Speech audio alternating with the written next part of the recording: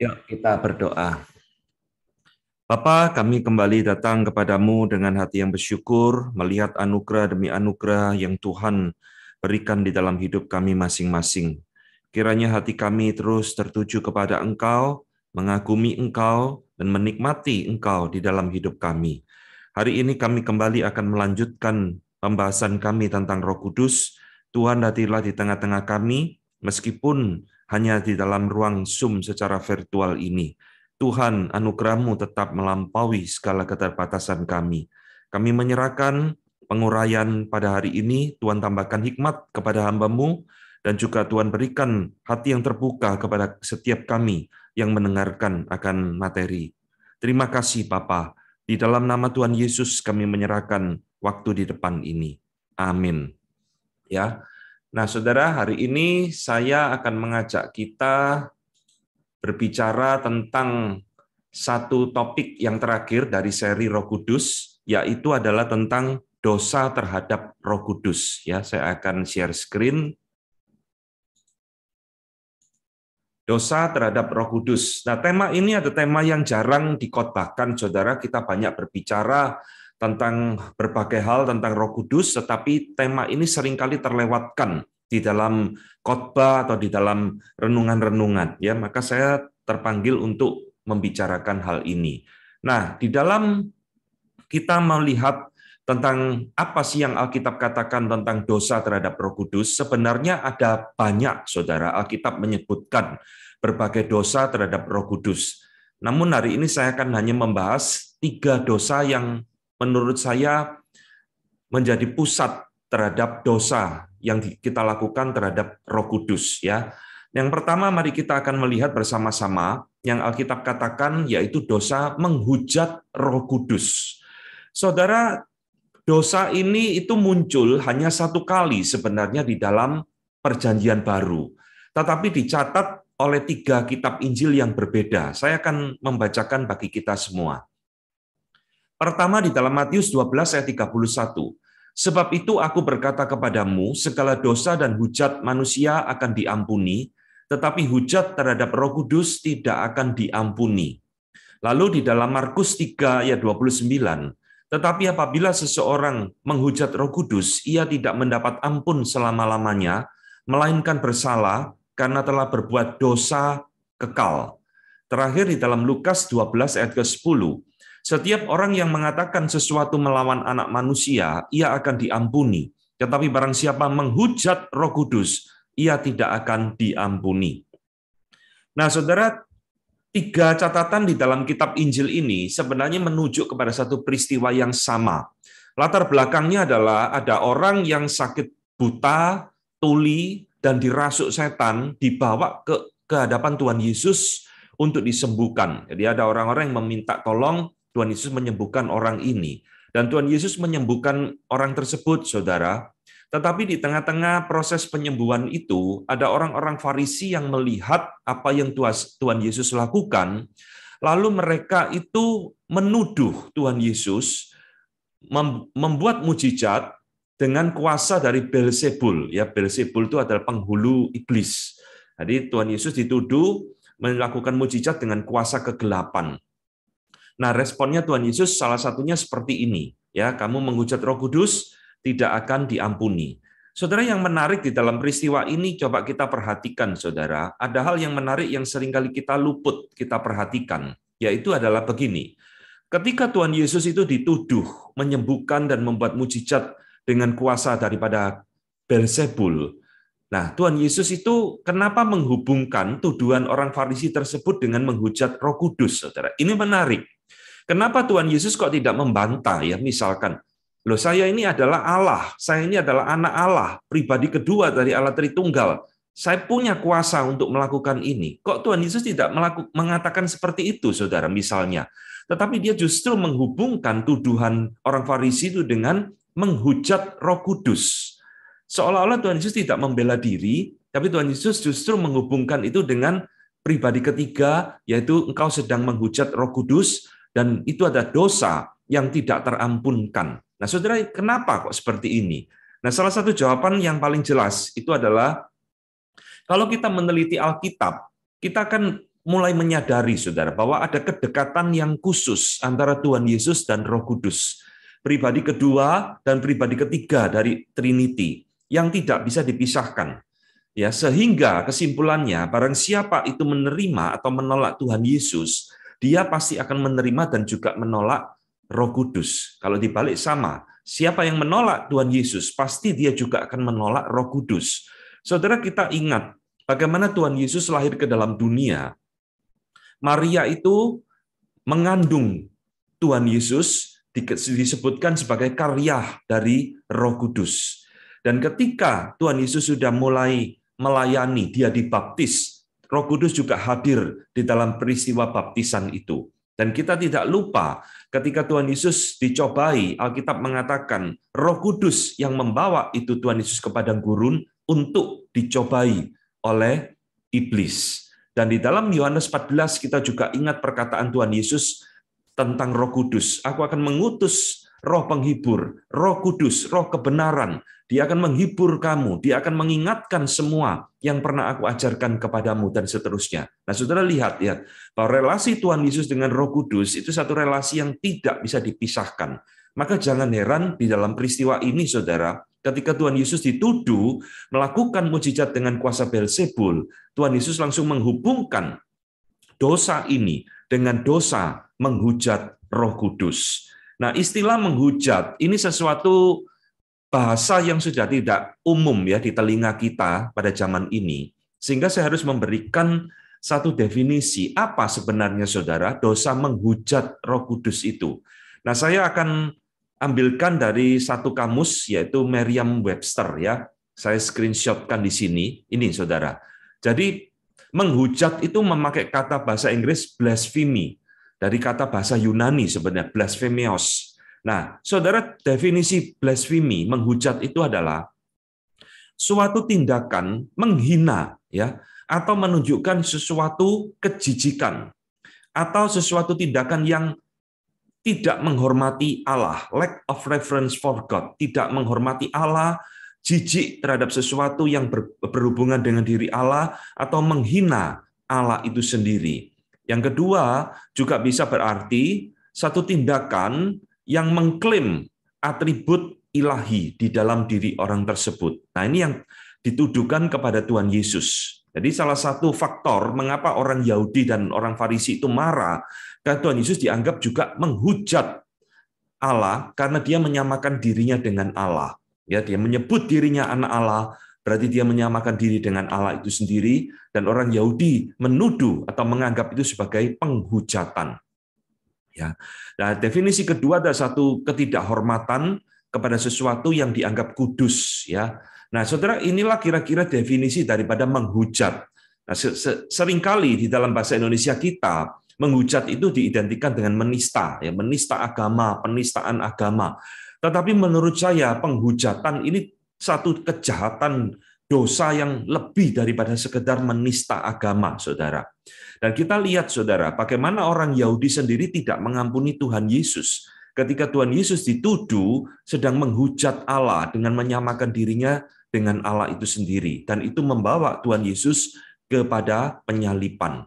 Maka di dalam konteks inilah, saudara, Tuhan Yesus itu berkata, kamu sedang menghujat Roh Kudus, dan hujat kepada Roh Kudus itu ada dosa yang tidak terampuni lagi. Nah, apa pengertian daripada menghujat Roh Kudus ini? Nah, kalau kita lihat konteksnya tadi yang sudah saya ceritakan, maka saya akan mengutipkan dari Louis Berkhof ya di dalam bukunya Sistematika Teologi. Dia mengatakan definisi kira-kira seperti ini, yaitu satu dosa yang dilakukan manusia secara kehendak ya, willfully, memang keinginannya, maliciously, dengan sesuatu kejahatan, dan intentionally, sesuatu yang niat memang sengaja ya, apa yang sudah jelas merupakan pekerjaan Allah disebut sebagai pengaruh atau karya daripada Satan. Nah, ini loh, saudara, definisi atau pengertian menghujat di dalam konteks yang tadi kita baca di dalam Matius itu. Ini adalah satu dosa yang dengan sadar dilakukan, dengan sengaja dilakukan, Padahal mereka sudah tahu bahwa apa yang di depan mata mereka ini sebenarnya adalah karya Allah. Tetapi justru dibengkokkan, disebut sebagai karyanya iblis, karyanya setan. Ini tidak main-main, saudara. Jadi sebenarnya menghujat ini ada satu dosa, gampangannya, menyamakan Allah dengan iblis itu sendiri. Ini dosa yang ngerinya luar biasa, saudara. Bukan dosa sekedar menolak Tuhan Yesus sebagai nabi, ataupun menolak Yesus sebagai utusan Allah, tetapi menyamakan Tuhan Yesus, bahkan menyamakan Roh Kudus dengan Satan, iblis itu sendiri. Ya, nah Louis Berkhof di dalam kalimat yang lain mengatakan bahwa akar daripada dosa ini adalah kesadaran yang disengaja atas kebencian kepada Allah. Ya, satu hatred of God, satu kebencian kepada Allah dan segala sesuatu yang dikenali sebagai karya Allah. Ditolak semua dan selalu mengatakan itu adalah karya daripada iblis. Nah, saudara, inilah hakikat daripada dosa blasfemi, menghujat Roh Kudus. Maka jangan heran Tuhan Yesus mengatakan ini dosa yang tidak diampuni, baik di dunia ini maupun nanti di dalam dunia yang akan datang. Nah, Abraham Kuyper, saudara, mengatakan di dalam tafsirannya tentang dosa ini, dia memberikan satu penjelasan bahwa untuk melakukan dosa ini ada dua hal yang dibutuhkan, ya, dua hal yang dibutuhkan yang harus hadir bersama-sama. Yang pertama, saudara, ada close contact, ada satu kedekatan, ya, pertemuan yang dekat antara kemuliaan yang dinyatakan di dalam Kristus atau di dalam umatnya. Jadi kemuliaan Allah itu dinyatakan entah di dalam karya Kristus atau di dalam diri umat Tuhan. Tetapi kedua, harus ada satu hal yang dilakukan. Bukan sekedar itu adalah jijik terhadap kemuliaan Allah, tetapi ada satu deklarasi, satu proklamasi bahwa roh yang memanifestasikan kemuliaan itu adalah manifestasi dari Satan. Nah ini, saudara, intinya sebenarnya sama. Saudara boleh lihat berbagai macam tafsiran, siapapun yang mentafsirkan, intinya hakikatnya sama. Menghujat Roh Kudus itu mengatakan karya Allah di dalam Kristus, di dalam Roh Kudus, atau di dalam diri umat Allah, rasul-rasulnya dan sebagainya, itu adalah manifestasi daripada kuasa setan itu sendiri. Ya, jadi sekali lagi blasfemi ini dosa yang menyamakan Allah dengan setan. Jadi ini dosa yang mengerikan luar biasa, saudara. Dan ini satu kesengajaan, satu kesadaran, satu yang dikehendaki oleh orang-orang yang melakukan hal ini. Ya, nah saudara, kita ingat ya beberapa waktu lalu ada penceramah yang mengatakan itu yang disalib itu adalah jin. Nah itu satu bentuk bagi saya dosa menghujat Roh Kudus sebenarnya, saudara. Itu satu penghinaan, satu penghujatan diri Tuhan Yesus yang disamakan dengan iblis itu sendiri, ya. Dan ini ada satu dosa yang tidak terampuni. Maka sebenarnya, saudara, siapa yang bisa melakukan dosa ini, saudara? Nah, siapa yang bisa melakukan dosa yang begitu hebat, begitu dahsyat ini? Saya ingin mengutipkan satu pemikiran dari seorang pentafsir yang bernama Nicholas Lim, ya. Nah, tahu bacanya Lim atau Lame, Nicholas Lim. Jadi dia mengatakan, saudara, bahwa dosa menghujat Roh Kudus ini adalah dosa yang hanya bisa dilakukan oleh teachers, guru-guru agama, ya, tokoh-tokoh agama. Dalam konteks Matius 12 tadi adalah orang Farisi. Dengan kata lain, dia mengatakan bahwa dosa menghujat Roh Kudus ini bukanlah suatu dosa yang sembarangan yang dapat dilakukan oleh setiap orang Kristen. Tetapi secara spesifik hanya bisa dilakukan oleh para guru, ya, teachers. Ya, ini yang tadi saya katakan, saudara, ada penceramah yang mengatakan yang disalib itu adalah jin. Maka saudara lihat, ini ada satu pemikiran daripada Nicholas Lim. Nah, saudara, betulkah pemikiran seperti ini? Menurut saya, saudara, ini satu tafsiran yang tidak tepat, ya. Dosa menghujat Roh Kudus ini bukan dosa yang hanya bisa dilakukan oleh tokoh-tokoh agama yang membenci kekristenan, yang membenci Tuhan Yesus, yang anti dengan iman Kristen dan sebagainya. Tetapi menurut saya, ini adalah satu dosa yang bisa dilakukan oleh semua orang yang belum di dalam Kristus. Ini ada dosa yang universal, yang bisa dilakukan oleh semua orang, bukan hanya tokoh agama, saudara. Ya, jadi saya tidak setuju dengan pemikiran Nicholas Lim. Saya lebih setuju bahwa ini ada dosa yang bisa dilakukan oleh setiap orang yang belum percaya. Tetapi sebaliknya, ini ada satu dosa yang tidak mungkin dilakukan oleh orang yang sudah di dalam Tuhan. Ini dosa yang mengerikan, saudara. Bagaimana orang yang sudah di dalam Kristus, yang sudah born again, yang sudah di dalam Tuhan sungguh-sungguh, bisa melakukan dosa ini? Tidak mungkin, saudara. Nah, Abraham Kuyper di sini saya kutip kembali mengatakan, dia mengatakan harus diulang kembali kepada orang-orang yang jiwanya merasa tertuduh, ya, bahwa no child of God ever can commit these sins. Tidak ada anak Tuhan yang bisa melakukan dosa ini. Jadi kalau saudara melihat ada orang yang menghujat Roh Kudus seperti ini, menghujat Tuhan Yesus seperti tadi contoh yang saya katakan, itu pasti bukan orang percaya, bukan anak Tuhan. Karena tidak mungkin Roh Kudus yang sudah mempertobatkan seseorang, melahirbarukan seseorang tersebut, lalu orang tersebut sendiri menghujat Roh Kudus. Ya, ini sesuatu yang tidak mungkin bisa terjadi. Jadi saudara lihat, Paulus pernah mengatakan satu ayat di dalam 1 Korintus 12 ayat ketiga, karena itu aku mau meyakinkan kamu bahwa tidak ada seorang pun yang berkata-kata oleh Roh Allah dapat berkata, terkutuklah Yesus. Nah, ini kan menghujat Tuhan Yesus, saudara. Tidak ada. Orang yang sudah di dalam Tuhan, ya, di dalam kuasa daripada Roh Kudus, tidak mungkin bisa mengatakan ini.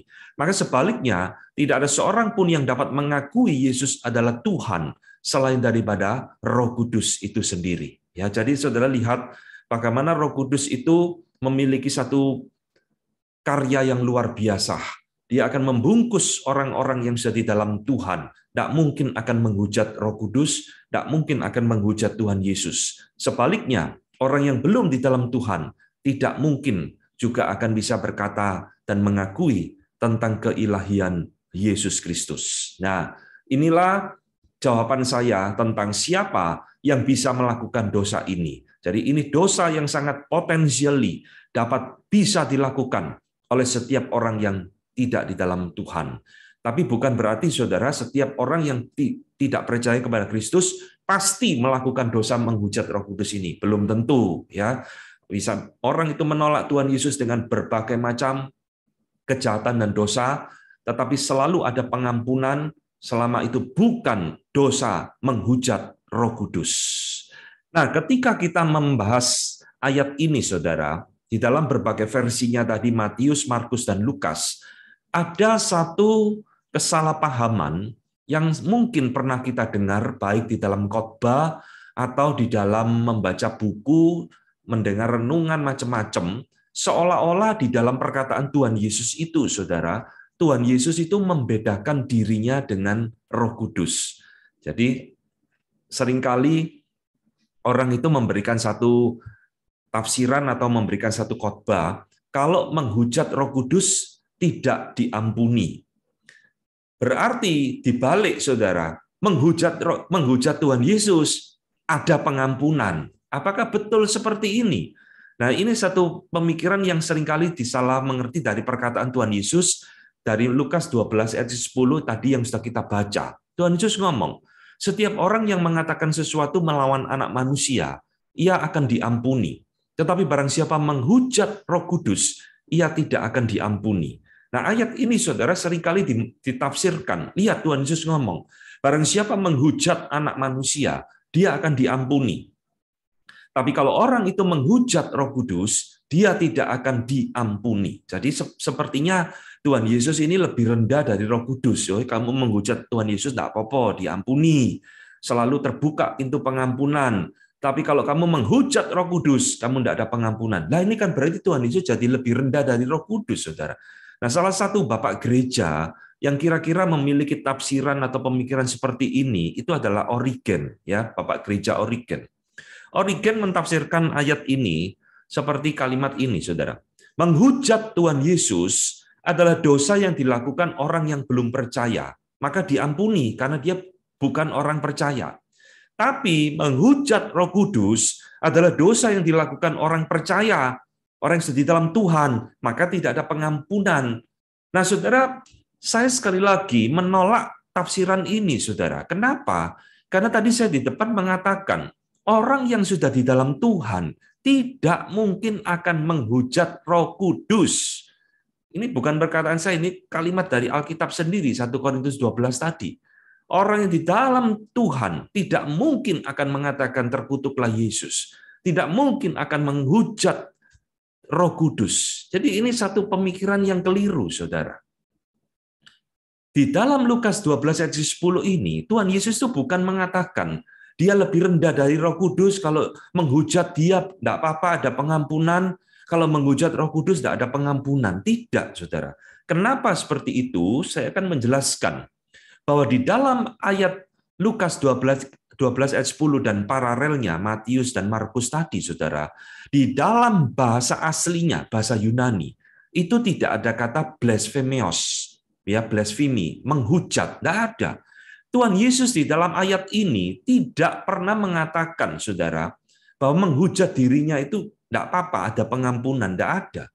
Karena di dalam ayat-ayat tadi Matius, Markus, dan Lukas, di dalam bahasa aslinya itu tidak ada kata menghujat. Tuhan Yesus hanya mengatakan, barang siapa mengatakan sesuatu tentang anak manusia, akan ada pengampunan.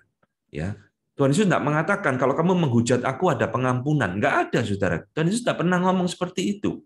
Mengatakan sesuatu tentang anak manusia itu bisa apa saja, kecuali menghujat Tuhan Yesus. Mungkin orang itu meragukan keilahian Tuhan Yesus. Mungkin orang itu tidak menganggap Tuhan Yesus sebagai utusan Allah. Mungkin orang itu hanya menganggap Tuhan Yesus sebagai nabi. Ini kan dosa-dosa semua, saudara. Tapi dosa ini tetap ada pengampunan. Karena ini bukan dosa menghujat Roh Kudus, bukan menghujat Tuhan Yesus. Ya, jadi ingat baik-baik, saudara. Ketiga ayat itu sama sekali tidak berbicara kalau menghujat Tuhan Yesus ada pengampunan, lalu kalau menghujat Roh Kudus baru tidak ada pengampunan. Saya ingin menegaskan di dalam seluruh Alkitab, saudara, khususnya Perjanjian Baru, tidak ada satu ayat pun yang mengatakan kalau menghujat Tuhan Yesus tidak apa-apa, diampuni, seperti kata Origen tadi. Tidak ada ayat seperti itu. Nah, dosa menghujat Roh Kudus itu identik dengan menghujat Tuhan Yesus sendiri. Maka tadi di depan materi ini saya mengajak kita memikirkan, ini ayat yang luar biasa, saudara. Tuhan Yesus dituduh mengusir setan dengan kuasa Beelzebul, tapi Tuhan Yesus mengatakan, kamu sedang menghujat Roh Kudus. Berarti Tuhan Yesus itu mengidentifikasi kuasanya dengan kuasa Roh Kudus itu sendiri. Sesuatu yang tidak terpisahkan. Tuhan Yesus bukan mengatakan kalau kamu menghujat aku tidak apa-apa, kalau menghujat Roh Kudus baru engkau tidak diampuni. Tidak. Perhatikan, saudara, Abraham Kuyper kembali saya kutip mengatakan satu kalimat yang memberikan satu gambaran ini. The sins against the Holy Spirit, ya, dosa melawan Roh Kudus, dalam hal ini menghujat Roh Kudus, dapat dilakukan hanya oleh orang-orang yang melihat keindahan dan kemuliaan daripada Tuhan Yesus. Lihat, saudara, Abraham Kuyper tidak memisahkan Roh Kudus dengan Tuhan Yesus. Dosa ini yang bisa dilakukan oleh orang-orang yang sudah melihat keindahan, kemuliaan dari Lord Tuhan Yesus kita, tapi membalik terang itu kepada kegelapan dan menilai bahwa kemuliaan yang begitu luar biasa dari anak Allah itu miliknya setan dan antek-anteknya. Nah ini loh, saudara, dosa menghujat Roh Kudus. Jadi saudara menangkap arti dari ayat ini. Tidak serta-merta, oh kalau menghujat Tuhan Yesus tidak apa-apa. Bukan, saudara. Dosa menghujat Roh Kudus itu tidak bisa dipisahkan daripada dosa menghujat Tuhan Yesus itu sendiri. Jadi bukan berarti kita boleh main-main, ya. Oh, menghujat Tuhan Yesus tidak apa-apa, menghujat Roh Kudus baru ini dosa yang mematikan. Tidak, saudara. Ini satu dosa yang tidak bisa dipisahkan dari pribadi anak dan pribadi Roh Kudus. Saya harap kita sekarang mulai mengerti, inilah dosa pertama yang muncul di dalam Alkitab tentang menghujat Roh Kudus. Maka Tuhan Yesus mengatakan, inilah dosa yang tidak ada pengampunan lagi. Karena dosa ini merupakan puncak dari segala dosa, menyamakan Allah dengan setan itu sendiri. Ya, nah saudara, ini adalah dosa yang hanya bisa dilakukan oleh orang-orang yang belum percaya di dalam Tuhan. Tetapi di dalam Alkitab ada dosa-dosa lain, saudara, yang justru hanya bisa dilakukan oleh orang percaya, oleh anak Tuhan. Nah ini aneh ya, kebalikannya. Dosa itu apa saja? Kita akan melihat dua saja ya. Yang pertama, dosa memadamkan Roh Kudus. Saudara, dosa memadamkan Roh Kudus ini muncul singkat sekali di dalam 1 Tesalonika 5 ayat ke-19. Bunyinya ini saudara, jangan padamkan roh. Ini ayat terpendek di Alkitab kita ya mungkin. Paulus mengingatkan kepada jemaat di Tesalonika, jangan padamkan roh. Lalu ayat 20-nya, dan janganlah anggap rendah nubuat-nubuat. Nah, saya akan jelaskan dulu. Konteksnya apa? Paulus memberikan perintah dan nasihat, jangan padamkan roh. Do not quench the spirit.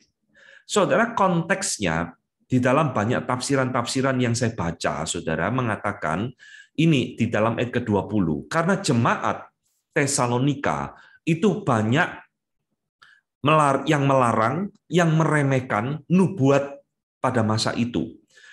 Sehingga Paulus itu mengingatkan mereka, jangan padamkan roh, ya, dan jangan menganggap rendah nubuat-nubuat.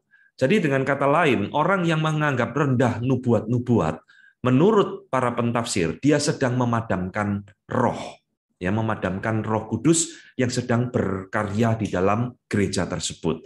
Ini konteksnya, saudara. Tetapi menurut saya, saudara, konteksnya ini bukan sekedar masalah nubuatan-nubuatan tok, tetapi memadamkan Roh Kudus, ini definisinya menurut saya adalah satu dosa yang berhubungan dengan karya Roh Kudus di dalam hidup orang percaya.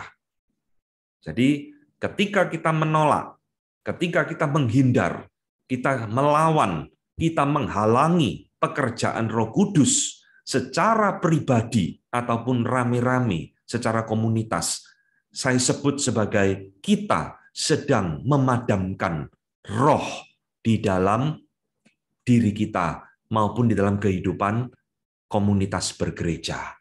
Ya, contohnya saudara.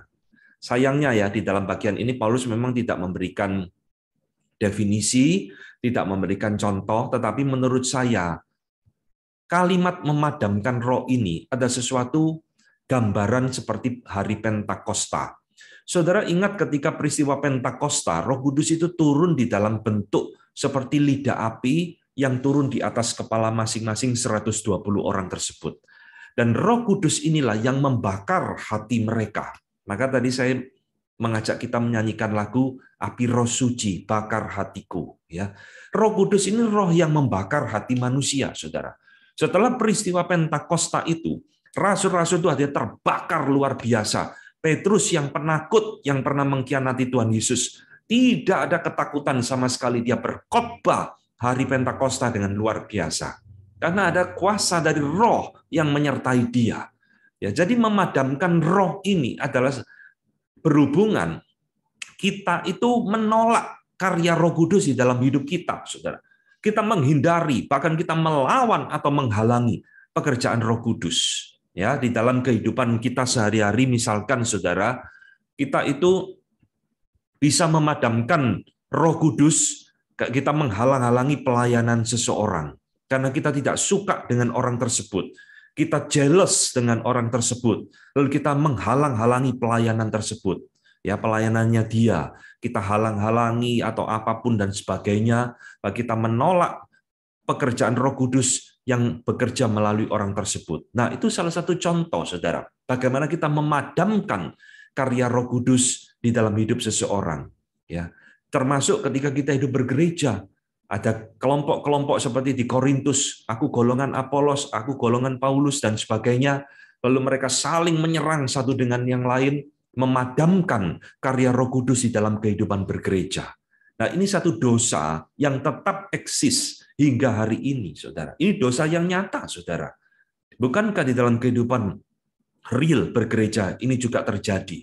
Karena satu kelompok orang tidak suka dengan kelompok yang lain, maka kita memboikot pelayanannya, kita menghalangi pelayanannya, dan sebagainya. Ya, ini salah satu contoh-contoh praktis bagaimana kita itu memadamkan karya Roh Kudus, sehingga Roh Kudus tidak bisa berkarya secara maksimal di dalam hidup pribadi kita maupun di dalam hidup bergereja. Nah, ada satu pentafsir yang memberikan contoh yang real. Saya kutipkan di sini ya. Ini saya kutip dari salah satu materi pembinaan diterjemahkan oleh rekan saya ya. Nah, ditulis oleh Graham Arthur Cole. Dia mengatakan, saudara, tafsirannya unik. Saya bacakan. Dosa memadamkan Roh Kudus dalam konteks masa sekarang lebih tertuju pada sikap orang Kristen yang tidak menghiraukan pemberitaan firman Tuhan, yang berbicara secara jelas dalam hatinya. Ketika orang percaya tidak menggubris penjelasan kebenaran Alkitab yang menerangi kondisi batinia, tidak meresponi sesuai apa yang dikehendaki oleh roh kebenaran. Tatkala orang Kristen mengabaikan Roh Kudus yang bekerja melalui firman Tuhan untuk mengkoreksi berbagai sikap dan perilaku hidupnya yang berlawanan dengan kehendak Tuhan. Semuanya ini merupakan gambaran tentang dosa memadamkan Roh Kudus. Jadi intinya sama, saudara. Ketika kita itu tidak menghiraukan, melawan, menghindar, tidak menggubris, tidak merespon, mengabaikan Roh Kudus dalam hidup kita, ya ini sebenarnya kita memadamkan Roh Kudus di dalam hidup kita. Dan ketika kita melakukan ini, jangan pikir kita hebat, saudara. Kita sendiri yang rugi. Kita sendiri yang akan nanti menyesal, saudara. Karena kita seolah-olah memadamkan karya Roh Kudus di dalam hidup kita. Ya, nah, saudara, kita mungkin berpikir, loh, ini kok dosa yang aneh ya? Bukankah Roh Kudus itu adalah Allah? Kalau dia Allah kan mestinya dia berkuasa.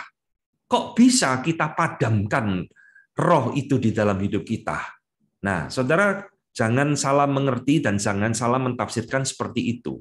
Kita harus ingat ya, saudara, ketika kita itu ditebus menjadi anak Tuhan, Tuhan itu menginginkan ada bagian tanggung jawab di dalam hidup kita, yang dimana kita itu harus respon terhadap karya Roh Kudus di dalam hidup kita. Saya kasih contoh yang cukup ekstrim di dalam Alkitab. Kisah Rasul pasal 5, Ananias dan Safira. Di situ Petrus ngomong, kamu mendustai Roh Kudus. Saudara membaca ayat itu bisa heran. Loh, Roh Kudus ini Allah kok bisa ditipu oleh manusia? Nah, maksudnya pasti bukan seperti itu, ya. Bukan berarti Roh Kudus ini tidak tahu lalu dia ditipu oleh Ananias dan Safira, bukan. Tapi Petrus sedang menegur, kamu sedang berdosa. Kamu sedang tidak melakukan kehendak Allah. Kamu sedang menipu Roh Kudus. Jadi ini juga sama, saudara. Memadamkan Roh Kudus itu bukan berarti Roh Kudus itu kalah hebatnya dengan kita. Kita bisa memadamkan dia, kita bisa mengusir dia, tidak berespon dia. Bukan. Ini berbicara tentang tanggung jawab orang percaya di dalam hidupnya. Ya, maka saudara, kenapa kok banyak anak Tuhan akhirnya justru melakukan dosa ini, memadamkan Roh Kudus di dalam hidupnya? Ada banyak alasan, saudara, ada banyak sebab. Matthew Henry salah satunya mengatakan, kita harus berhati-hati untuk tidak memadamkan Roh Kudus ya, dengan indulging carnal lust, dengan memelihara, memanjakan kedagingan di dalam hidup kita dan memanjakan kehendak kita, affection kita ya, kecenderungan hati kita. Atau kita bisa memadamkan Roh Kudus itu karena pikiran kita selalu tertuju kepada earthly things, hal-hal duniawi. Ini saudara, kenapa banyak orang Kristen Roh Kudus itu kok seolah-olah tidak berkarya di dalam hidupnya? Ya ini, karena kita mungkin terlalu memanjakan kedagingan di dalam hidup kita, pikiran kita hanya terus terfokus kepada hal-hal duniawi, sehingga kita tidak menggubris hal-hal rohani. Kita tidak menganggap hal-hal rohani karya Roh Kudus itu penting di dalam hidup kita. Ya, ini menurut saya hanya sebagai salah satu sebab yang mewakili sebab-sebab lain mengapa Roh Kudus itu seolah-olah padam di dalam hidup orang percaya. Nah, orang Kristen model ini, Saudara, ada orang Kristen yang adem ayem, ya. Ya sudah begitu terus hidupnya. Tidak ada apa-apa, adem ayem, tidak ada semangat, tidak ada satu gairah untuk Tuhan, tidak ada hati yang terbakar untuk Tuhan. Ya seperti itu terus karena dia sedang memadamkan Roh Kudus di dalam hidupnya. Setiap dengar khotbah ada teguran atau dia hanya masuk telinga kiri keluar kanan dan seterusnya. Tidak ada sesuatu yang mengubah akan hidupnya karena sebenarnya dia menutup akan karya Roh Kudus. Nah, kedua, Bapak Ibu sekalian, Paulus juga mengatakan selain ada dosa memadamkan Roh Kudus, Paulus mengatakan dosa kedua yang bisa dilakukan oleh orang percaya adalah mendukakan Roh Kudus. Grieve the Holy Spirit. Nah, ini apalagi nih? Mendukakan. Ya, mendukakan itu berarti membuat sedih Roh Kudus. Ini muncul di dalam Efesus 4 ayat ke-30. Dan janganlah kamu mendukakan Roh Kudus Allah yang telah memateraikan kamu menjelang hari penyelamatan. Nah, kita lihat konteksnya lagi, Saudara. Ayat ini muncul di dalam konteks apa? Konteksnya adalah seluruh Efesus pasal 4 ini, Paulus sedang berbicara tentang orang yang baru di dalam Kristus, manusia yang baru, yang sudah bertobat di dalam Tuhan, yang sudah diperbarui oleh Roh Kudus. Nah, dia mengatakan, kamu kalau sudah di dalam Tuhan, jangan lagi berbicara tentang dusta, ya ayat 25. Kamu jangan lagi marah, ayat 26. Ini ayat yang terkenal ya. Kalau kamu marah, kamu harus berhenti sebelum matahari terbenam. Lalu dia ngomong, jangan lagi orang yang di dalam Tuhan suka mencuri seperti dahulu belum di dalam Tuhan. Jangan lagi ada perkataan-perkataan kotor keluar dari mulutmu, ayat 29. Lalu dia mengatakan, ayat 30 ini, dan janganlah kamu mendukakan Roh Kudus Allah. Sehingga banyak pentafsir mentafsirkan, mendukakan Roh Kudus Allah itu adalah kita ketika melakukan dosa-dosa seperti ini. Sudah di dalam Tuhan kok masih suka berdusta, masih suka marah tidak terkendali, masih suka mencuri, masih suka berkata-kata kotor dan sebagainya, ya. Tetapi sekali lagi menurut saya, Saudara, dosa mendukakan Roh Kudus ini bukan hanya dibatasi oleh 4 macam dosa ini saja. Lalu kalau berzina kita enggak apa-apa, tidak. Mendukakan Roh Kudus ini satu dosa yang luas yang saya sebut sebagai dosa ini berkaitan dengan ketidaktaatan kita. Apapun itu, Saudara. Ketika kita anak Tuhan, kita tidak taat kepada Allah, itu berarti kita sedang grieving the Holy Spirit, mendukakan Roh Kudus yang dimateraikan di dalam hidup kita. Ya, ketika kita tidak hidup sesuai dengan standar Allah, kehendak Allah, sebenarnya kita sudah melakukan dosa ini. Kita mendukakan Roh Kudus. Ya sama seperti kalau kita punya anak, Saudara. Anak kita suka mencuri, suka berdusta. Nah, itu satu tindakan yang mendukakan hati orang tuanya. Loh, anakku kok kayak begini ya? Saya didik baik-baik, kok masih suka melakukan hal seperti ini. Nah, kita juga sama. Ketika kita tidak taat terhadap perintah Tuhan, sebenarnya kita sedang mendukakan Roh Kudus di dalam hati kita. Ya, jadi Saudara, ini adalah dosa yang hanya bisa dilakukan oleh orang percaya, memadamkan Roh Kudus dan mendukakan Roh Kudus. Nah, saya akan memberikan beberapa kesimpulan dari 2 dosa yang spesifik ini yang hanya bisa dilakukan oleh anak Tuhan. Kesimpulan pertama, Saudara, memadamkan dan mendukakan Roh Kudus ini sama-sama dosa pemberontakan terhadap otoritas Roh Kudus di dalam hidup orang percaya. Ya, ini satu manifestasi dosa pemberontakan, rebellion terhadap Allah, di mana Roh Kudus itu dimateraikan di dalam hidup kita. Seharusnya Roh Kudus itu memimpin, menguasai, membakar hati kita, tapi justru kita padamkan. Kita mendukakan Roh Kudus dengan hidup yang sembrono, yang tidak karu-karuan. Jadi di dalam banyak hal, memang kedua dosa ini bisa overlap. Memadamkan dan mendukakan ini kadang-kadang bisa overlap dan sulit untuk dibedakan. Tetapi inilah, saudara, dosa-dosa yang bisa kita lakukan di dalam hidup kita sebagai anak Tuhan. Ya, maka kita harus hati-hati dengan kehidupan kita. Nah, kedua, kesimpulannya, kedua dosa ini, saudara, yang menjadi penghalang bagi orang percaya, bagi kita, untuk memiliki godly life, hidup yang saleh di hadapan Tuhan. Ya memang kita ini selama hidup dalam dunia, kita tidak mungkin bisa bebas dari dosa 100%, itu tidak mungkin. Omong kosong, kita itu bisa hidup suci tanpa dosa, itu omong kosong. Karena Alkitab ngomong, barang siapa mengatakan kita tidak berdosa, kita sedang membuat Allah itu menjadi pendusta. Sebab Tuhan ngomong kita adalah orang berdosa. Tetapi kita itu di dalam hidup sebagai anak Tuhan, ini ada satu perjuangan. Bagaimana kita harus hidup sedekat mungkin dengan Allah untuk mencapai godly life, hidup yang saleh, hidup yang berkenan kepada Tuhan. Maka ini satu perjuangan, satu peperangan rohani di dalam hidup kita masing-masing, meskipun ini sesuatu yang tidak mungkin kita capai secara sempurna di dalam hidup dalam dunia ini, ya, karena kita masih hidup di dalam daging, di dalam tubuh yang berdosa ini. Nah, saudara, inilah penghalang kita. Maka kesimpulan ketiga, saudara, orang yang terlalu sering memadamkan Roh Kudus, mendukakan Roh Kudus di dalam hidupnya terus, dia bukan saja tidak memiliki godly life, ini juga akibatnya fatal, saudara. Orang seperti ini adalah orang yang hidup kerohanian tidak bertumbuh.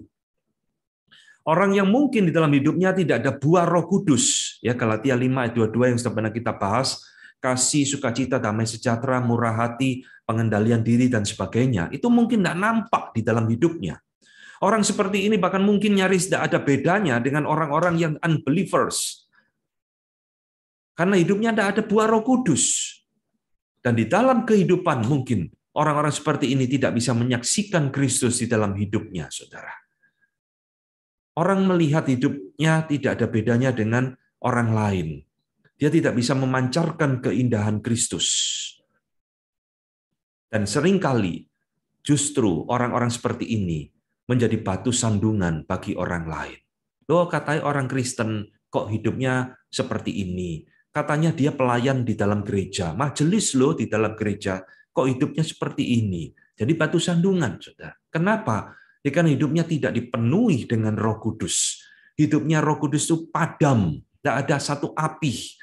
Hidupnya mendukakan Roh Kudus, hidup tidak sesuai dengan standar kehendak Tuhan, sehingga seringkali menjadi batu sandungan bagi sekitarnya. Ya, maka saudara, tugas kita adalah harus memelihara kebangunan rohani di dalam hidup kita.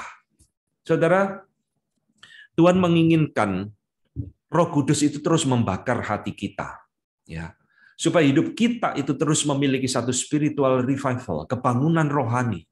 Meskipun kita up and down, tapi paling tidak kita itu harus menjaga agar Roh Kudus itu tidak padam di dalam hati kita. Maka kebangunan rohani yang sejati, ini ada sesuatu yang perlu kita kejar terus di dalam hidup kita. Supaya hidup kita memancarkan Kristus, hidup yang menghasilkan buah Roh Kudus, hidup yang tidak jadi batu sandungan bagi orang lain. Nah, celakanya saudara, banyak gereja itu keliru memahami tentang kebangunan rohani. Jadi kebangunan rohani itu apa sebenarnya? Kebangunan rohani itu adalah hati yang kembali didedikasikan untuk Tuhan. Kebangunan rohani itu adalah hati yang kembali terbakar untuk Tuhan. Ada satu gairah yang berapi-api kepada Allah untuk menyenangkan Tuhan, untuk melayani Tuhan. Itu ada satu tanda-tanda kebangunan rohani di dalam hidup kita. Jadi bukan makin lama makin padam, makin lama makin melarikan diri dari Tuhan, tapi makin terbakar, makin terus ingin dekat dan mencintai Tuhan. Celakanya, saudara, banyak gereja salah memahami tentang kebangunan rohani ini. Mereka justru misalkan pakai band musik yang keras, dipikir itulah kebangunan rohani sejati. Bukan. Datangkan artis yang ngetop, suruh nyanyi, suruh kesaksian, yang aneh-aneh, lalu menganggap itu kebangunan rohani karena didatangi ribuan orang. Bukan. Itu bukan kebangunan rohani yang sejati. Alkitab mengatakan kepada kita, kebangunan rohani sejati hanya bisa terjadi karena pertobatan dari dosa. Itu tok. Mazmur 51 ayat 17. Korban sembelian kepada Allah ialah jiwa yang hancur, hati yang patah dan remuk, yang tidak kau pandang hina, ya Allah. Ini saudara. Jadi bagaimana kita itu bisa memiliki kebangunan rohani sejati? Roh Kudus itu membakar hati kita kembali. Ya, starting point-nya adalah hati yang hancur di hadapan Tuhan. Hati yang patah, remuk, redam. Itulah yang menyenangkan Tuhan. Mazmur 34 ayat 18 juga sama. Tuhan itu dekat dengan orang-orang yang patah hati. Ya, patah hati ini bukan putus cinta, saudara, tapi menyadari akan keberdosaannya, menyadari ketidaklayakannya. Ini yang menyenangkan Tuhan. Dan Ia menyelamatkan orang-orang yang remuk jiwanya.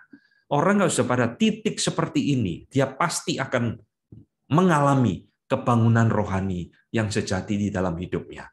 Selama orang itu sombong rohani seperti orang Farisi, saya orang baik-baik, saya tidak butuh Tuhan, saya orang suci. Nah, tidak mungkin akan mengalami kebangunan yang sejati. Lihat, Yohanes 17 ayat 17 mengatakan, kuduskan mereka dalam kebenaran, firman-Mu adalah kebenaran. Kebangunan rohani sejati, selain hati yang remuk redam di hadapan Tuhan, pertobatan dari dosa adalah hidup di dalam kebenaran firman Tuhan. Inilah saudara yang akan memenuhi hati kita dengan Roh Kudus. Roh Kudus membakar hati kita kembali dan kita boleh hidup sesuai dengan kehendak Tuhan di dalam kehidupan kita. Ya, jadi ini saudara menutup rangkaian seri kita tentang Roh Kudus, dan sebenarnya Roh Kudus berkarya bukan hanya di dalam 7 seri ini saja, tetapi nanti karya Roh Kudus yang lain akan saya bahas lebih lanjut ketika kita masuk di dalam pengajaran tentang keselamatan. Ya, di situ nanti kita akan bertemu lagi dengan Roh Kudus. Nah, kita akan mengakhiri materi kita sampai di sini.